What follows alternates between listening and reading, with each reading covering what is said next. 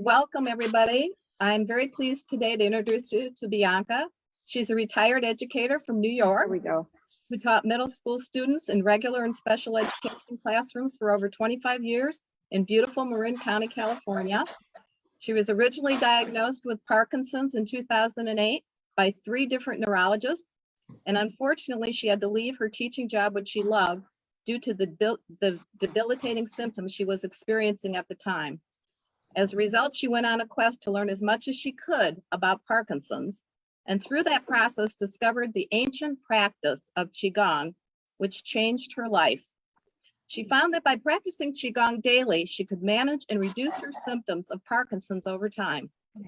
For the past 10 years, Bianca has coached and helped others with Parkinson's to learn the practice of QiGong. She has also written 2 books and has a website and blog, and today you're going to get to experience a sampling of various QiGong movements and practices which can be beneficial in reducing pain, anxiety, and managing Parkinson's symptoms. As part of Bianca's practice, she greets each day with gratitude, and she also wants you to know she's an avid San Francisco Giants fan who's recovering from the recent loss. Would you please give a warm welcome to Bianca? Hi, Bianca. Hi, everyone. Thank you so much. It's so good to be with you. Thank you, Linda, for that wonderful introduction. Thank you, Sharon, for hosting this, and both of you for inviting me. And hello to all of you. I've recognized quite a few names, not all of them. Welcome to the people that I've never met before. Welcome to the people that I've seen before. I'm glad you're all here on this very dreary morning in Northern California. So, I think I'll start by sharing a little bit of my story. People usually want to hear about that. And I'm going to just briefly touch on childhood.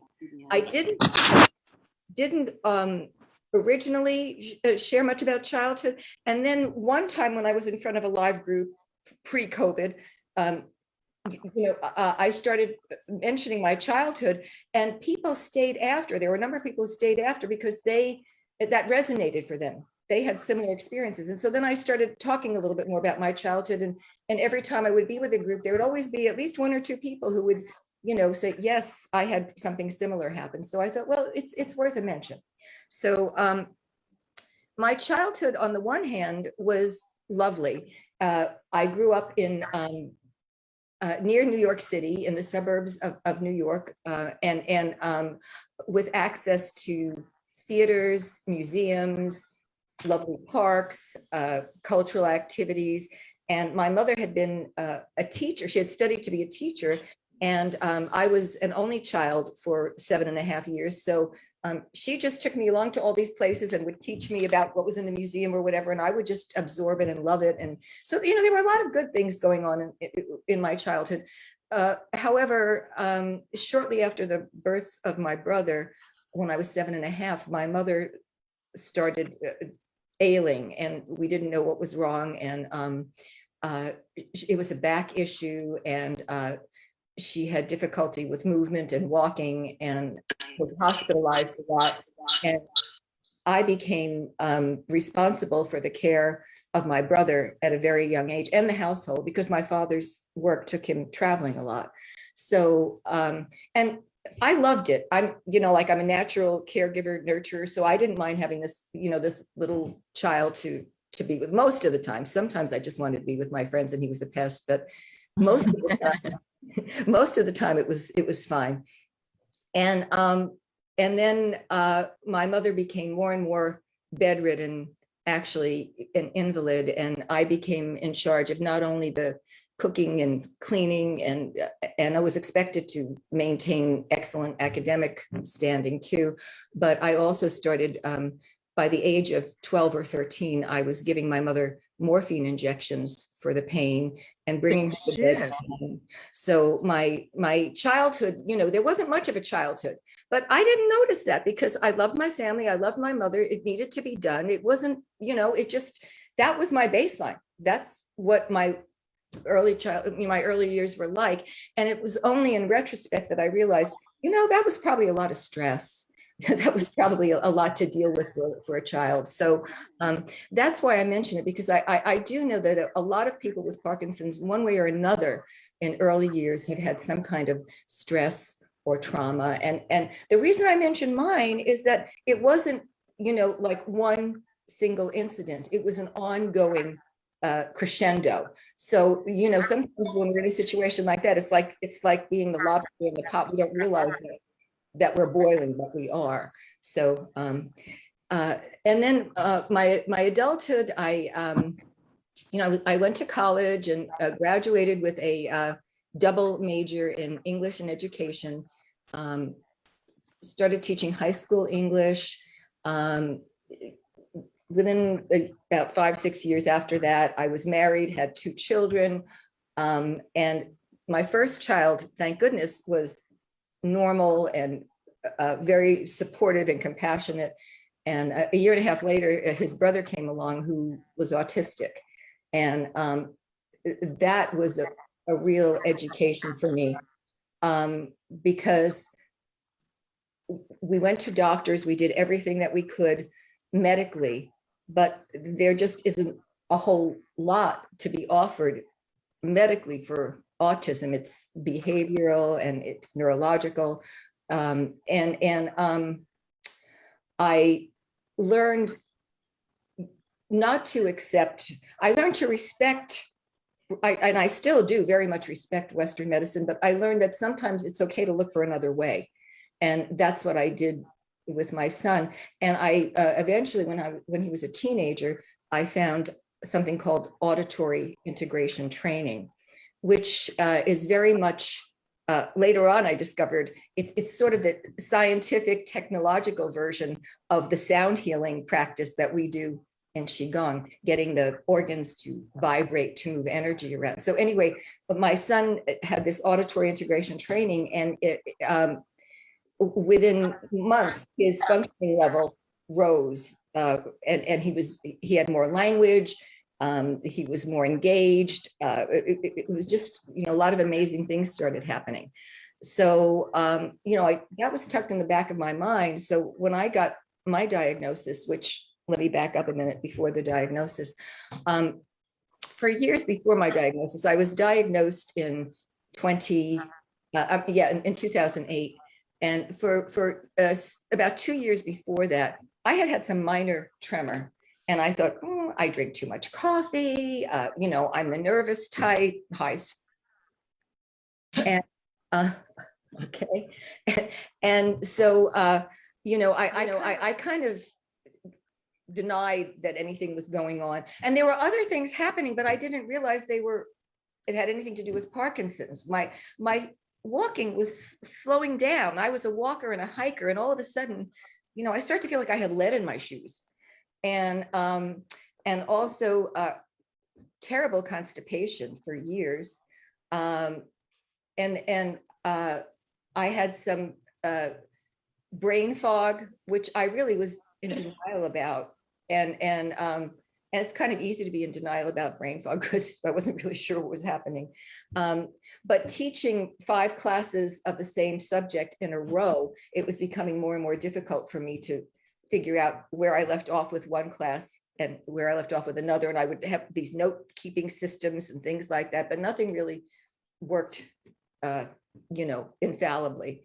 So, and I also had some saliva, especially when I was laying down in bed at night. I think because of allergies and postnasal drip, I would kind of choke. And then my tremor appeared first on the left-hand side and arm, and I'm left-handed, but I started to get a right foot drag, and it wasn't a consistent thing. It didn't happen all the time, but my right foot wasn't reliable. So, I would be walking, and I think I'd be taking a step, but my foot wouldn't be off the ground. And then I would kind of, lunge forward, or it would affect my gait. So I think my facial expression, I'm by nature a smiler.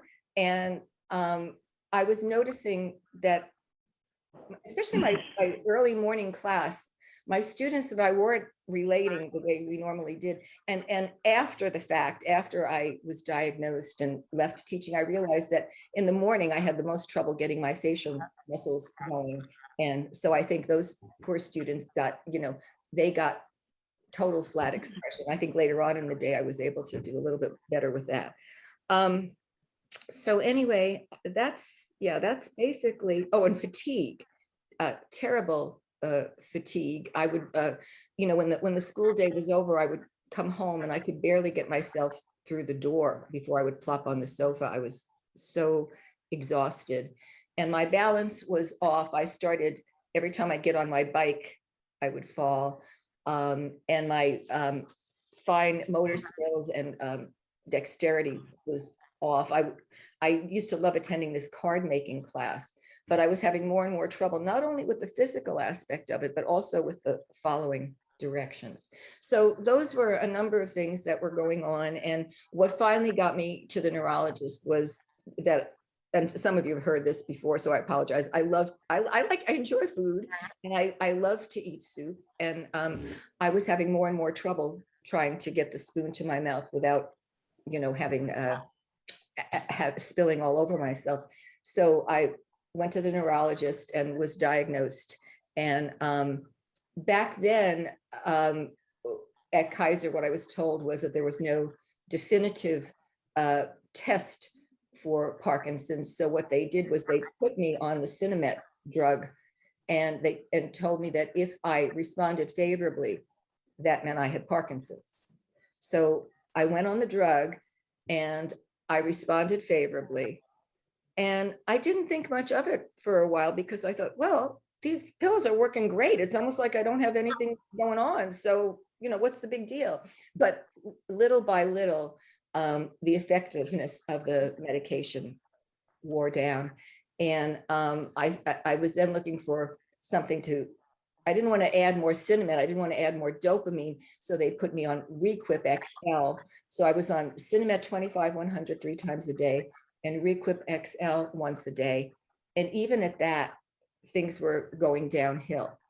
So at that point in time, a friend of mine told me about QiGong and how she had a friend who had cancer and no longer had cancer and had done a number of interventions. And one of them was QiGong, and that this friend felt that QiGong was really instrumental in helping her with her cancer. So I thought, okay, what have I got to lose?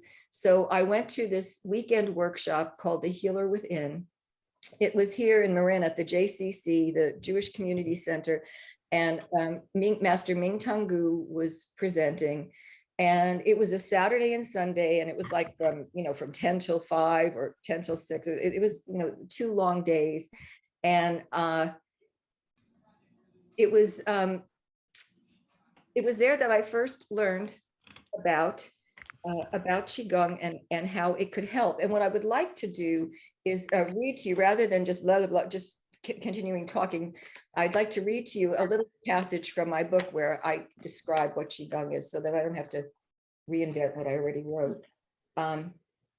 Okay, so here. Okay. Okay, I'm still having technical difficulties, so I'm working from my iPad. So Bianca, let's hope this all is all working and recording correctly. If it's not, we can do it again another time. Yeah, but it should be fine. So go ahead and read that, and then I have a couple of questions for you. Okay. Okay. Do you ever work without the mouse? Because that might be if that was the thought. On my computer. Oh, you know what? I would have. Yeah. Just. Okay. Should I continue? Oh, I see what. Think I see what happened. Okay. All right. Let me know when I should continue. Go ahead. Go ahead. So this is from my second book, Make Time to Heal. And this book particularly addresses the wisdom healing QiGong practice. My first book, Reboot and Rejoice, is more about, personal, my life, my thought processes before and after healing. And it's motivational and helpful, but this gets into the nitty gritty. If you're here to learn about QiGong, this is the book that I would recommend. So what is wisdom healing QiGong? Wisdom healing QiGong is both an ancient and modern system of movement, meditation, sound, and visualization that instructs and guides us to open the flow of qi within our body, mind, heart, and access the flow of qi that surrounds us in all life. Qi being energy, healing energy in this case. Wisdom healing QiGong was developed by Dr. Pang, who studied 19 mind-body qi disciplines and blended these teachings with his modern Western medical training. Educated as a Western medical doctor and doctor of Chinese medicine, Grandmaster Pang opened the Zineng Center, a medicineless center in China, where he taught thousands of people these wisdom healing QiGong teachings. My teacher, Ming Tong Gu, received the master's Zineng training with Dr. Pang. Wisdom healing QiGong is a gentle, moving, mind-body practice that can be done by all abilities. It teaches us that through this opening and cultivation of qi, we can release blockages that contribute to and are caused by illness, stress, injury, and aging. There are 3 components of wisdom healing QiGong. 1, cultivate. 2, practice. 3, share. Cultivate. It is learning and understanding. It is learning and understanding we can cultivate the healing potential of our mind, body, and heart through these practices to feel joy, acceptance, and to heal, even through the most challenging and painful episodes of life. I did not know about qi or energy teachings as it had not been present in my Western learning curriculum. And so I started at square one when I began. And then number 2, practice. We do our practice every day. My practice started at 3 hours a day. Okay, I just want those of you who haven't heard me before, I started at 3 hours a day. And that has a lot to do with the importance of repetition. The practices are long because we're getting the body and mind to work together, which they haven't been doing very well. And I really felt that that was a very important part of these moving meditative practices, that the body and mind were kind of reintroducing themselves to each other in synchronicity. That was that they were starting to see that could happen. The 3rd is share, bringing blessing and gratitude to the world in our practice and in our deeds. For me, this last element is what encouraged me to become a coach to help others facing Parkinson's or chronic illness. I still do my practice every day and in every coaching session and in every interaction, buying bread or talking to my internet provider. How to learn wisdom healing QiGong. Well, that's what this whole book is about, but I'm just going to read you these 2 paragraphs. I learned this form of QiGong from Master Ming Tong Gu of the Qi Center and also studied in China and internationally with other masters and teachers. I have attended some of Ming Tong Gu's retreats, working with students with chronic conditions and sharing my learning and practice tools. Wisdom healing QiGong is learned ideally through the guidance of a skilled teacher. It is more than simply doing the movements, even though this is where it starts on the physical level. It is also carrying the experience into the emotional level.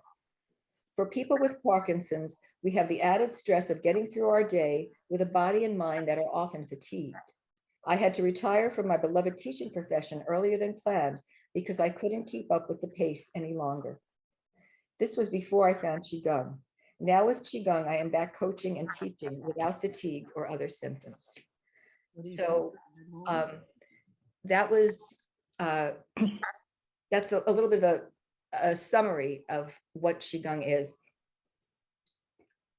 And I'm sure there will be questions and I'll be happy to answer those too. So at this point, I think it might be a good time for people to move around a little bit. So let's, the first practice that I'm going to show you. Hold on, Bianca, hold on. I think I finally got my computer working back. Yay. I hope all of this is working. Yay. Can I ask you a couple of questions before we start moving? Absolutely. Okay.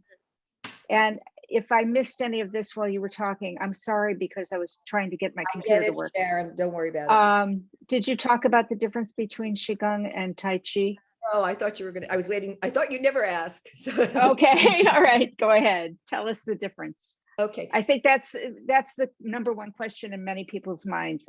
To me, I had no idea if there was, I thought they were the same thing. Well, and like I said, I believe energetically they are very much the same, if not similar. They operate with the same energy channels. The big difference, and I love Tai Chi. I love watching it. It's beautiful. So is Qigong. But Tai Chi, the hands are maybe doing one thing and the feet are doing something else. There's a lot of foot movement. And for me, and I think a lot of the people, that I work with and people in general with Parkinson's, for me at that point in time, having the hands and head do one thing and the feet do another, that was like a bit too much.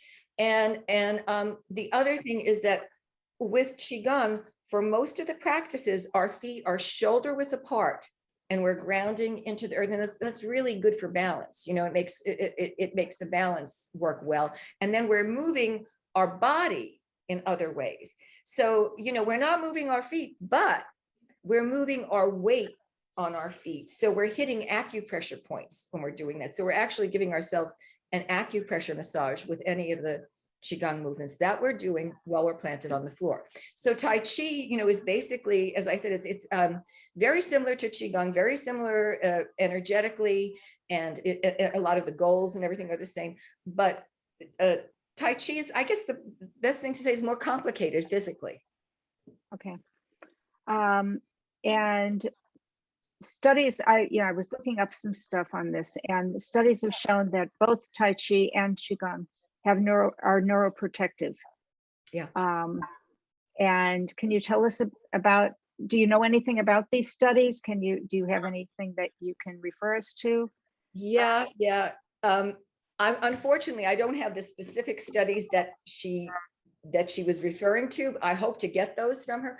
But I recently had a phone chat with my primary care physician, who had been on leave, maternity leave, and also because of COVID, we hadn't connected in like 2 years, and so it was really nice to hear her voice and chat back and forth. And at the end of our visit, she got personal, and she's been interested in my work, and I've given her my books and things like that. This time she said, while I was home on leave, I got to do some reading that I wanted to do, and I read about Qigong, and I found studies that very reputable studies that showed that for stress, Qigong and meditation were the two modalities that were most highly recommended. And the studies showed that Qigong can alter DNA and lengthen telomeres,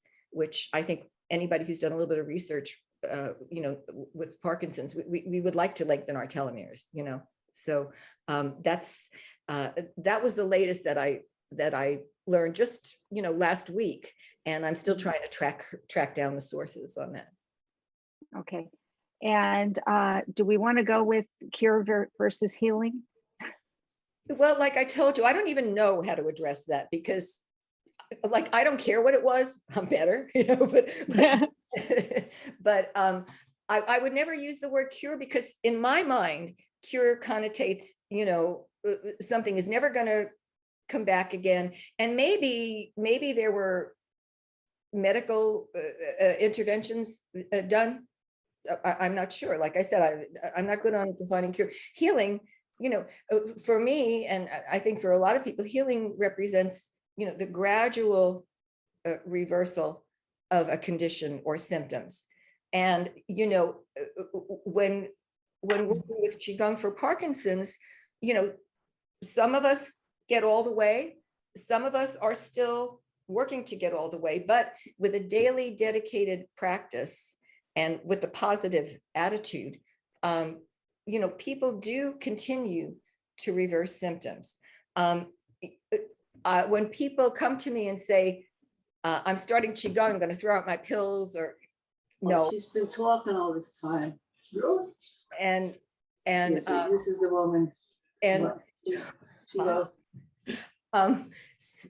So Please I- mute yourself if you're not muted. Thank you.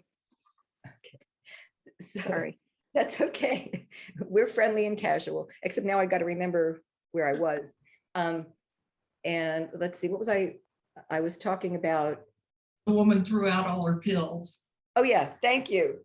So people say they want to throw out their pills, and no, that's or people will want to know exactly how long it took me till I was totally healed, and they're going to set their calendar that way, and they're going to practice it. That's just not how it works. First of all, I would like everybody to know that when I began QiGong, I did not know of anybody who had totally healed from Parkinson's who had done QiGong. All I wanted to do was start alleviating, feeling a little better. Like I didn't want to get any worse. I didn't want to have to take more meds. And if there was something that could relieve some of the pain, because I know not everybody has pain with Parkinson's. I know it's a small percentage of people, but I was one of the people that had a lot of pain. And that was really what I wanted to work on. So, I didn't come in with expectations and putting pressure on myself, which is, you don't want to do that. You don't want to stress yourself. You don't want to give yourself anxiety. Come to the healing practice. We're learning to relax. Come and relax, and don't keep measuring, and another thing too, with this kind of practice is that you're going to see some days are going to be better and some days are going to be worse. And, the healing trajectory isn't a straight trajectory. It's kind of like this, kind of like life. And also another thing that happens, and I'll talk a little bit about this too when I'm showing one of the moves, is that sometimes, well, actually just about everybody that I know, including myself, with Parkinson's tremor, who came to the practice, when they started practicing, found the tremor would intensify, particularly during the practice. Now, this can be mind-blowing. And I tell it to people, I've written about it every time that I'm doing a taped interview, I say it, and people come to me to work with me, and they've heard it, they've read it, and we'll talk about it. And still they'll start practicing and they'll get upset. And I understand it. They'll get upset that the tremor is increasing, intensifying, particularly during practice. My explanation of that is that tremor is movement. And when we're moving energy, vibration is movement. So if you add the two together, you're going to get more movement. The good news is that eventually it settles down. However, in the long-term healing chronology, for myself and for a lot of people I know who have, are close to the healing point, the tremor is the last thing to go. So that's just how it is. So those are, so in terms of healing, you can see that the healing process sometimes is a little bit tricky. Okay. All right, well, go ahead and let's move. I assume we don't need any special equipment, correct? You don't need any special equipment, just comfortable clothes. And I will say that what I'm about to show you is going to look like moves that you could do anywhere, anytime, and they are. What makes them QiGong moves is that we don't just, it's not like you run into the gym and you take off your jacket and you start moving. You come into the practice, you transition from your mundane, everyday world into this world of healing. As my teacher Ming Tungu explained, what we do is it's like we have healing energy all around us every day, but we also have all other kinds of energy interfering with that: light energy, sound energy, radioactive energy, all kinds of energy. So when we want to do this practice and connect with energy, we first do a little connection with the chi field, with the energy field. So it's like the radio is on static, it's between stations, but when we go to practice, we do what we call setting a chi field, which is like turning that radio knob to the healing channel, so that we invite the healing energy in. So I'm going to do that very briefly today, just because I want to honor the fact that we do that. And then we'll get into, I'll demonstrate a practice or two. So for those of you, and another beautiful thing about Qigong is that it can be done seated, standing, and visualization is a very important part. So if today you can't do that and you're laying down, that's fine too. Then you just follow with your eyes and let your brain do the work. So I'm going to stand now. Let's see, push the computer back a little bit. And I'm going to first demonstrate, well, first I'm going to talk about the chi field. So for the practice, well, the first practice, La Chi, I don't think your feet, if you're standing, I'm not sure that it matters where your feet are, but let's put our feet shoulder width apart and visualize that your feet are sprouting roots that are spiraling down into the earth to connect with the earthly energy. And then there's a Qigong point at the top of the head, the Ba Hui. Visualize, that's where the fontanelle used to be. Visualize that opens and connects with the heavenly energy. And then just feel your body expanding out to the front and to the back and to the left and to the right. And from all places, we're absorbing healing energy and then bringing it back to the body. And we're getting ourselves in the chi field this way. And we're connecting with everybody else who's in the chi field practicing right now so that we're in this strong, energetic chi field. Okay, the first practice is La Chi. It's the most simple Qigong practice. It's quite powerful and profound though. And it demonstrates a major concept of this kind of body movement, which is energy in, energy out. So we have our hands, you can put your elbows on your ribs if that's comfortable for you.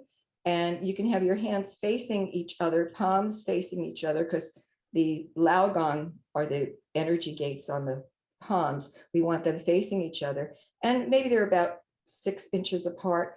And then we slowly open and we visualize that there's a ball of light inside. And as we open, it, like the rays of the sun, it becomes more and more diffuse.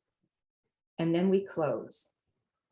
And as we do that, the light becomes more and more intense as the ball gets smaller and smaller, containing all this light. And we open.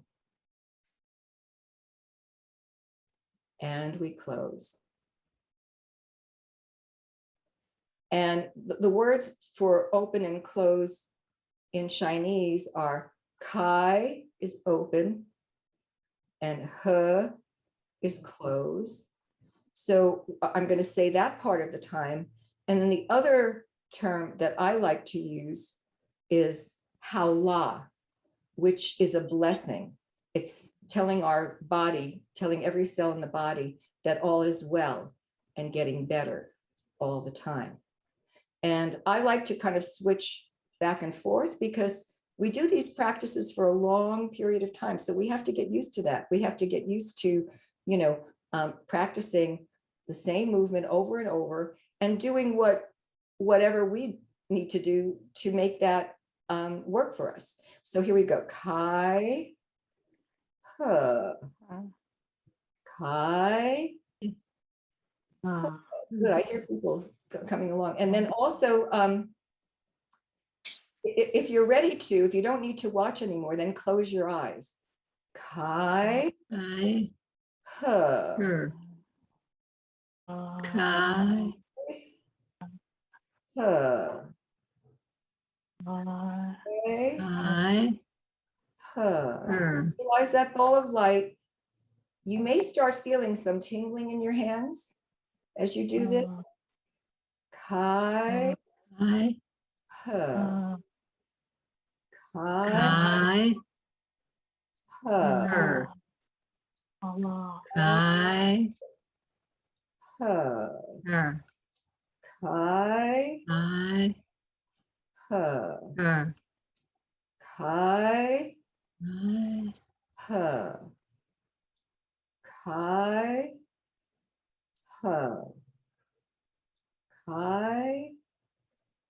He, Kai, He, Kai, Kai, He, her, Kai, He. I'm going to stop here now because I want to show you, and normally we do these practices much longer, but we've only got a limited amount of time here. I want to show you another form of La Chi called Big La Chi. For those of you who want more bang for your buck, if you've got shoulders, like I had pretty frozen shoulders, and for whatever reason, this movement actually helped. As long, don't ever do something where you're moving into pain. But with me, I was able to, feel a little discomfort, but a little opening. So for Big La Chi, instead of having our hands resting on our ribs, we're like this, and we're doing a wingspan like that. And this time I'm going to use a different term. I'm going to use Haula, which I just talked about, all is well and getting better. Haula. Haula. Haula. Haula. Haula. Haula. Haula.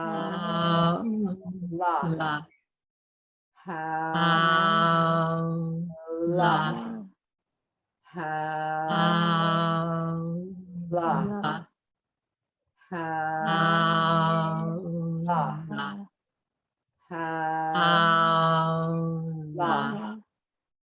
Haula.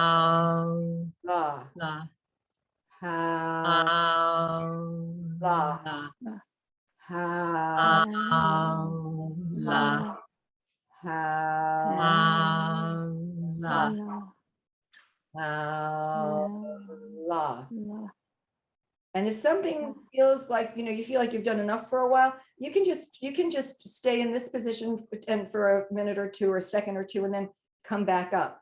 So, you don't want to be, the point is not to hurt yourself or to make yourself hurt.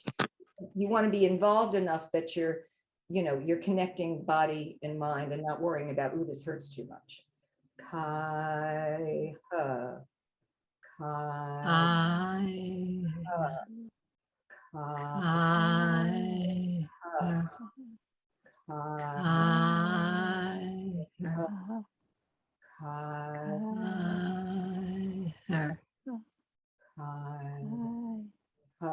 Okay, we're going to stop now. And often when we close a practice, we'll put our hands over our navel. With women, it's always the right hand first.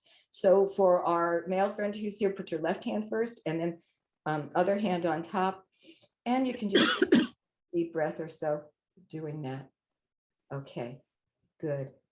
And the next practice that I want to show you, and this is I decided to only show you two because the La Chi had two parts to it. And it's a powerful practice. This next one, spinal bone marrow, is also a very powerful practice, can be done seated or standing. And it really is good for the hips, the ankles, the legs, getting the synovial fluid going. And so what you're going to do for this, it's like you're hugging a tree. Have your arms at shoulder height if you can. Have your, this is called tiger's mouth, the thumb and the index finger, have them straight so that if I were to put an index card or a piece of paper on top of my hands right now, it would not fall. It would be straight. And our feet are, as I said, shoulder width apart, knees are loose. And posture is really important with QiGong. So we make sure our feet are rooted into the ground and our chin is slightly lowered so that the barway is facing the sky. And then we're going to slowly move to, it would be your right, slowly. And then when you've gone as far as is comfortably challenging, stop for a second to absorb the chi and then return. And you only have to return about 3/4 of the way. You don't have to return all the way. And again.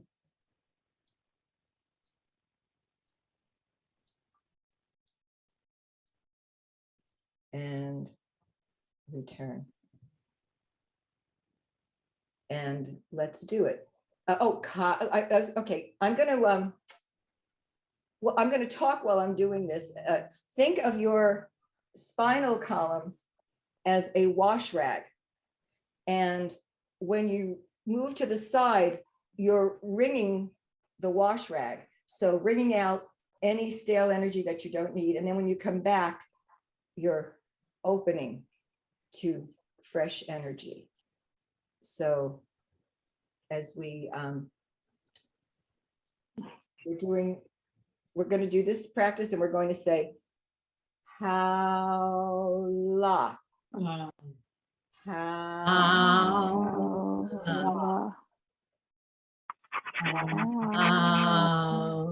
La, la,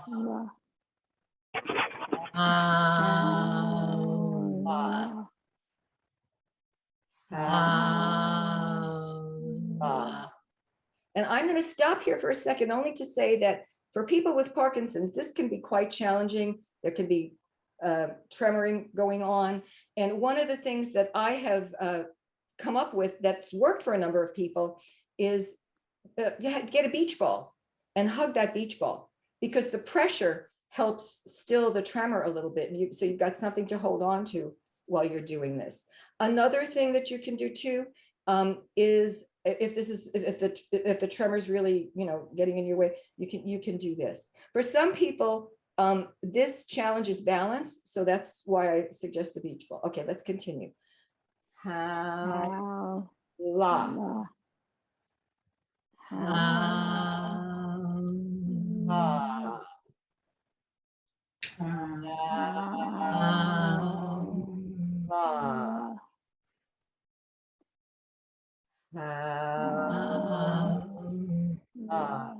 I'm going to go to the other side because I'm looking at time and I'm thinking that we don't have that much time, unfortunately, to do more.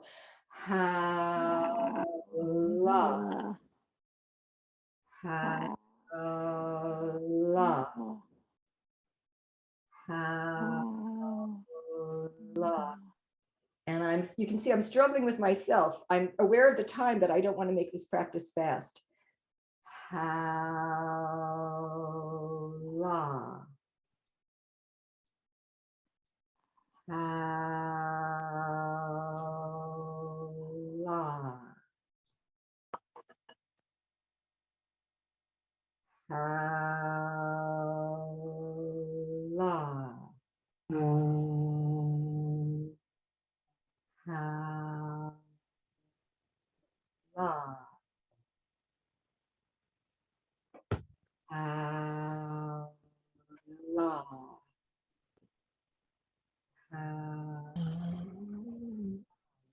La.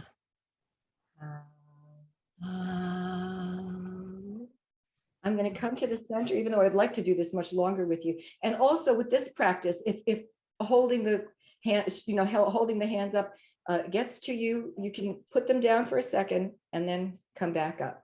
Okay, so now what we're going to do is we're going to reach our hands up to the heaven. Here, I'll sit so you can see this. Reach our hands upward, connecting with heavenly energy, and then fingertips downward into the Ba Hui, pouring down, slowly bringing the energy down,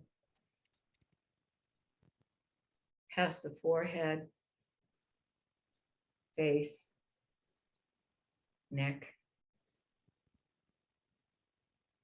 chest, and then slowly put hands over abdomen, women right hand first, and just take a deep breath.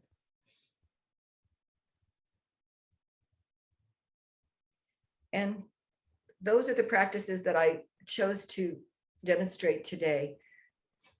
And I would be happy to take any questions, I guess. Is it time for that now, Sharon? Sure.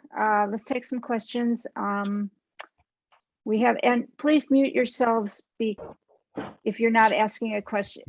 Just everybody mute yourselves right now, and I will open it up to questions. I just want to do what's in the chat first.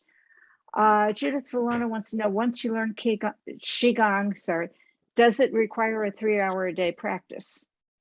Very good question.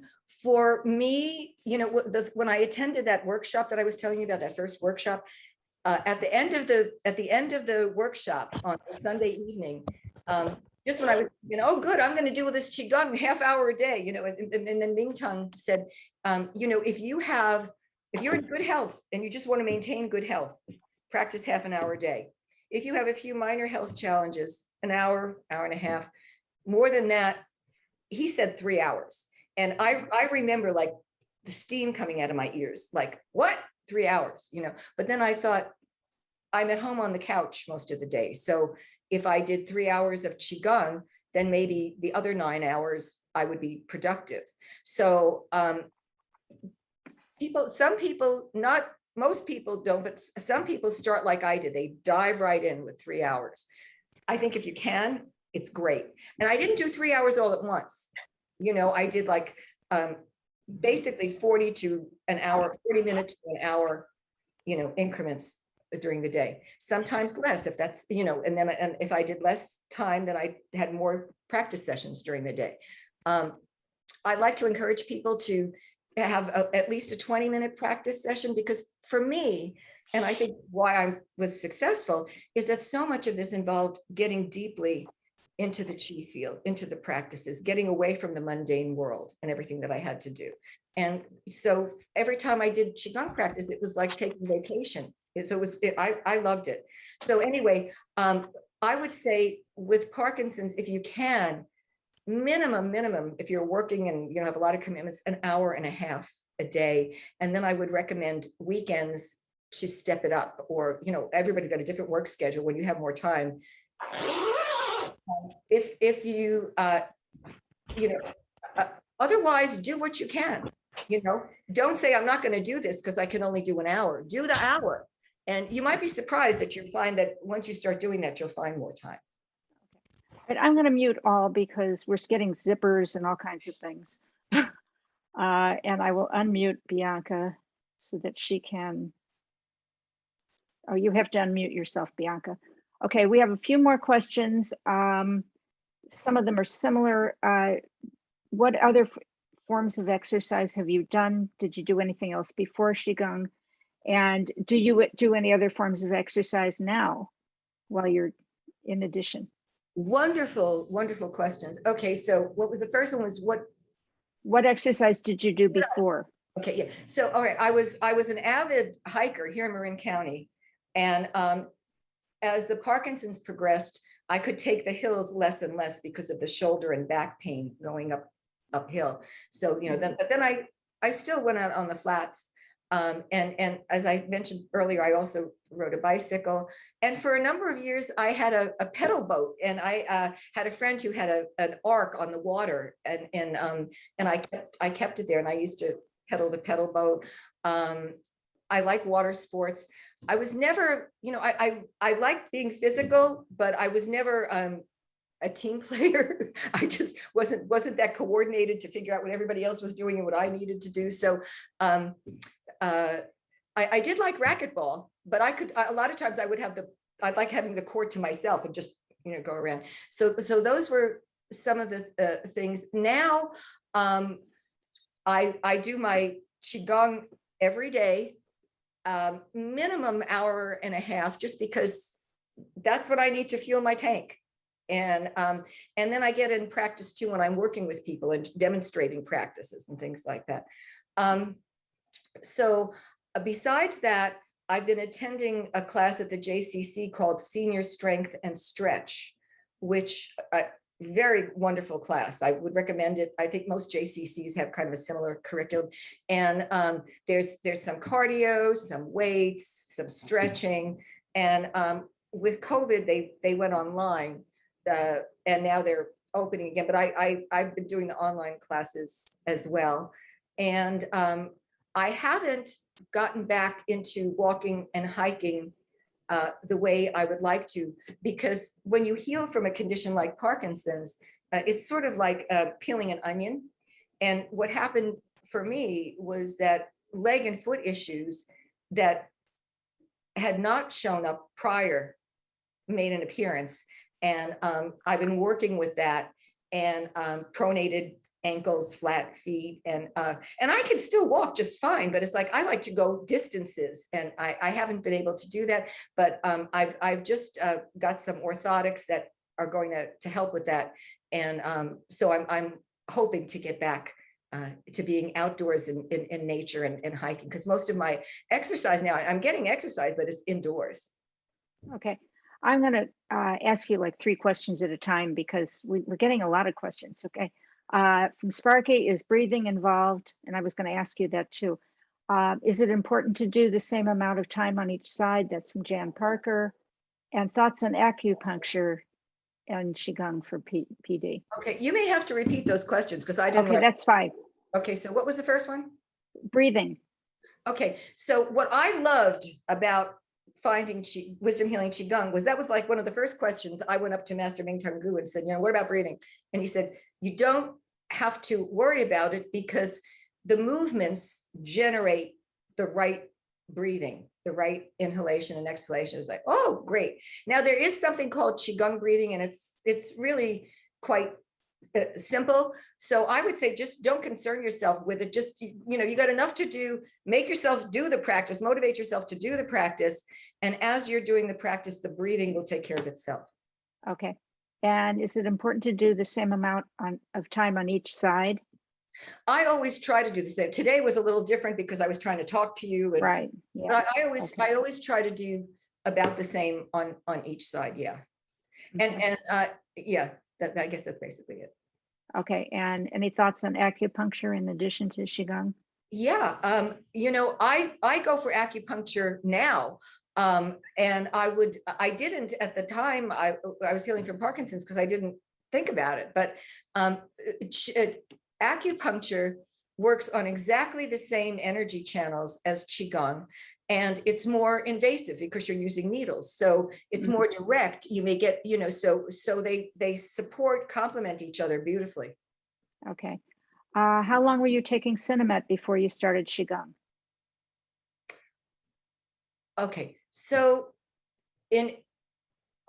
on April 29th of 2008, I'll never forget that day, the neurologist diagnosed me with Parkinson's and handed me a prescription and said, we're going to do this. We're going to do this diagnosis, see if the Cinemet helps them. We know it's Parkinson's. So I went right from the neurologist's office at Kaiser to the pharmacy a few steps away, filled the prescription, went home and took it. So that was April.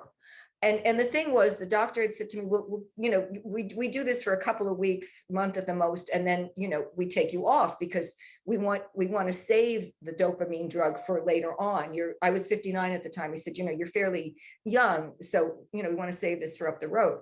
So anyway, so I took it from the end of April, and I was scheduled to go off it. I was also retiring, and I was being honored at a big dinner at the Embassy Suites and, the Golden Bell Award and all this. And I thought, I'm supposed to come off the medication.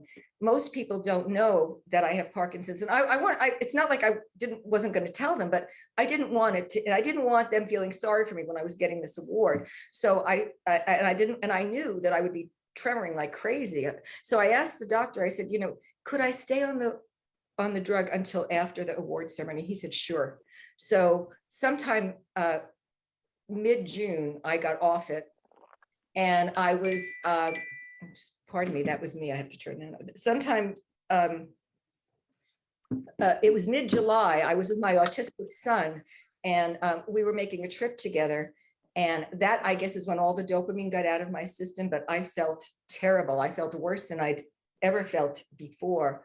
And went back, saw the neurologist and tried a few other drugs that were not dopamine, and they didn't work well for me. And so I wound up back on the Cinemet within a few months. So got off it June to July. I think I got back on it like in August, maybe even in July. And then I was on it till the following June when I found qigong, and continued on it for several months after I found qigong. Is that enough of an answer? Okay. Well, okay. Is it clear enough, or did you want date? I'm not sure Well, she wanted to know how long you started the cinema, whatever the day, was it a year? Was it 2 years before you started the Let's Qigong? say I wanted to show that I was on it and then off it and then back on Yeah, it. yeah, I know, I understand, but from Okay. the time you were diagnosed. From the time I was How- diagnosed in April, and then I was on it again. So April to April, May, June, July, August, September, October. So maybe like a year and a half. Okay, I think that answers the question. Let's see, Malenka asks, aren't there many forms of Qigong? And Kristen wants to know if you can explain why the palms of her hands and soles of her feet get warm when doing Qigong. Good for you, Kristen. Yay. All right. So the first question, yes, there are many forms of Qigong. This particular form of Qigong has sometimes been referred to as medical Qigong. I'm not going to get into that. There seems to be a little bit of discussion now as to what is, what's medical, what's not. Do we use the term medical with Qigong? So I'm just going to tell you, at times it's been called medical Qigong. And this particular form of Qigong has the best record for working with neurological conditions. Any Qigong would be good, but this, particular Qigong has the record for best dealing with neurological conditions. Okay.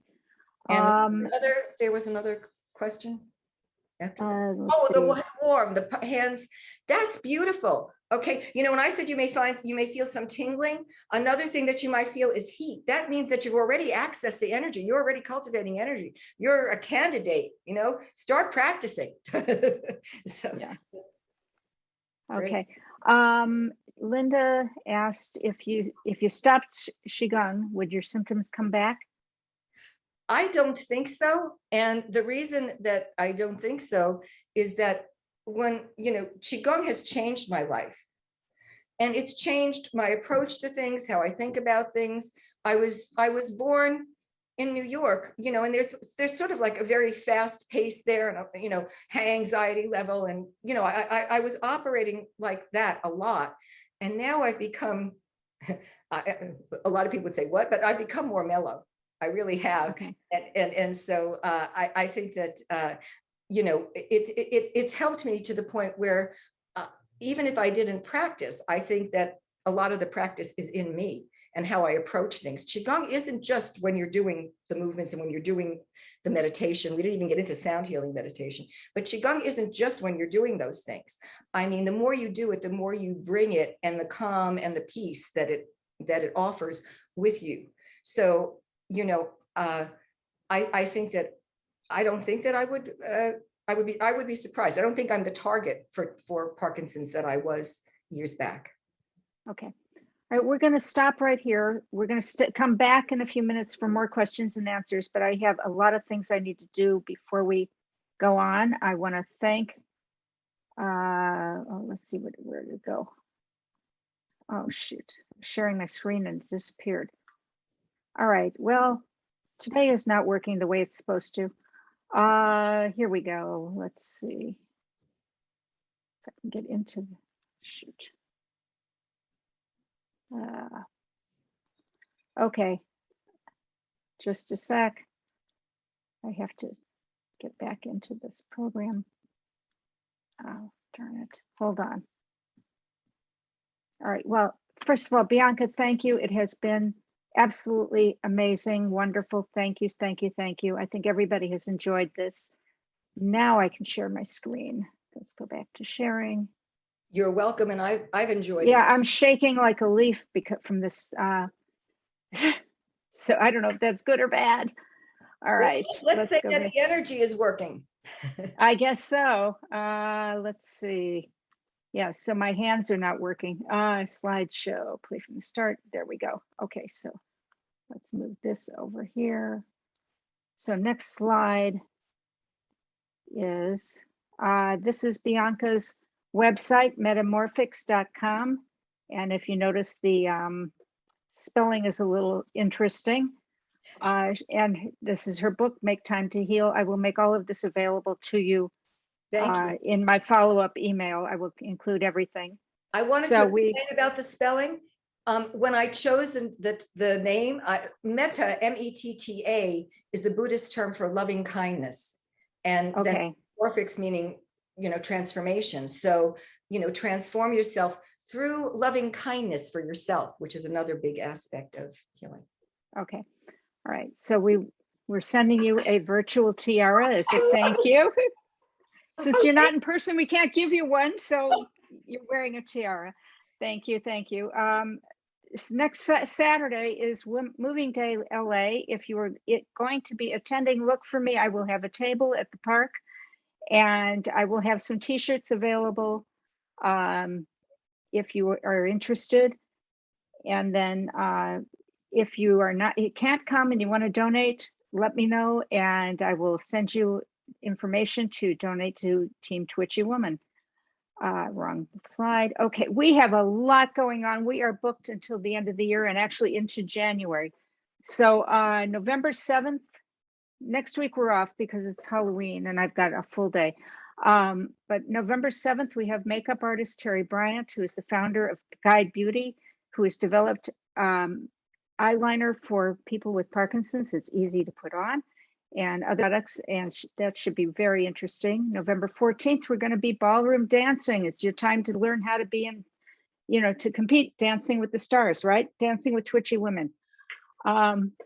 December 5th, we have Laura Russell, the author and artist of Exquisite Warriors. I've spoken about her book before, and she's featured about 4 or 5 of our women in her book.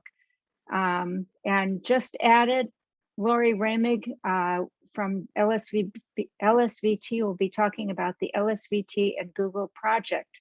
That's on December 12th, and I will be sending more information out about that. And then in January, Clara Kluge and friends will be doing something on improv. Oh, I spelled Clara's name wrong. That's because my typing's terrible these days. And then we are meeting with Daniel Korkos, who is a professor of physical therapy at Northwestern University, and he will be talking about exercise and PD. And I have to tell you really quickly how I found out about him. A friend of mine said, you have to watch this video. He mentions you at 35 minutes and 24 seconds. And I go on and he says, he's talking about places to go for information. He says, and there's this lady who calls herself Twitchy Woman who has a website. And I was just cracked up. It was just so funny. So when I was in Chicago a couple of weeks ago, I met with him, and he's charming. You will enjoy him, and it will be a lot of fun. And then November 21st, Shelley Savoy and Darlene Santos will host an open mic chat once again. And this is going to be called Getting to Know You. So it's a chance to get to meet your new best friends, Parkinson's friends. And if either Shelley or Dar is on and you want to talk, we have on Tuesday, they're going to start a weekday open mic session, weekly, I believe, starting on Tuesday at 9 a.m. Pacific time. And they've got all the times here. If you are interested, let me know. Just put it in the chat or send me an email, and we'll make sure you get the link for that. And t-shirts. Is anybody interested in t-shirts? I was going to try and do a poll, but I lost it with all the computer stuff here.